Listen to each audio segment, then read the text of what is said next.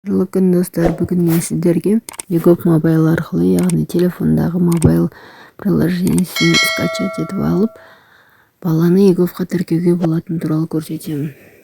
Ол үшін артына бірінші скачать етіп алғаннан кейін тіркеуден өтесіз. Өзіңіздің телефон номеріңізді тіркеп, видео проверкадан өтіп, ETSP жаңадан пароль қойып, ETSP ашып қоюыңызға болады. Және тіркелгеннен кейін бірінші профиль деген бөлімге өтесіз.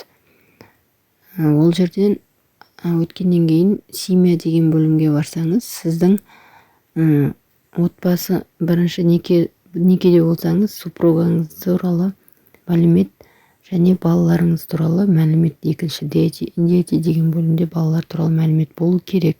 Егер болмаған жағдайда счет ашылмай қалуы мүмкін. Сондықтан өзіңіз үшін тіркеп қоюдың ешқандай зияны жоқ.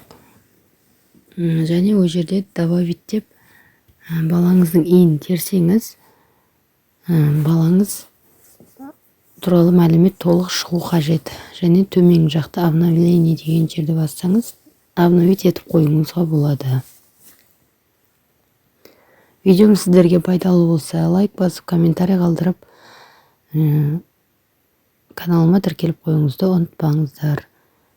Осындай пайдалы видеоларды бірінші болып көресіздер. Рахмет, назарларыңызға сау болыңыздар.